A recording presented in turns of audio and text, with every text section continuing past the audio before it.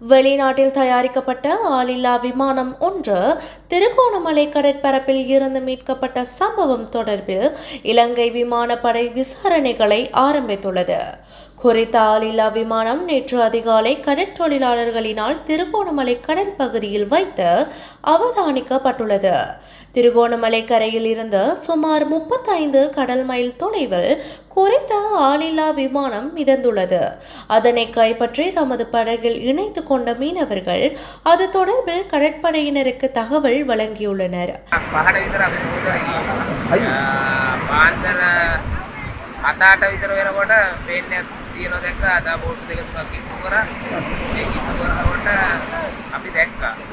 இதனை அடுத்து குறித்த பகுதிக்கு சென்ற கடற்படையினர் விமானத்தை மீட்டு கரைக்கு கொண்டு வந்துள்ளனர். டார்கெட் ட்ரோன் என அழைக்கப்படும் குறித்த ஆளில்லா விமானம் பயிற்சிகளில் போது பயன்படுத்தப்படும் விமானமாகும் என விமானப்படை ஊடக பேச்சாளர் குரூப் கேப்டன் எரந்த கீகனகே தெரிவித்துள்ளார். அந்த ஆளில்லா விமானம் பல வருடங்களுக்கு முன்னர் நாட்டுக்கு வந்துள்ளமை தொடர்பில் தகவல்கள் இருப்பதாகவும் அவர் குறிப்பிட்டுள்ளார்.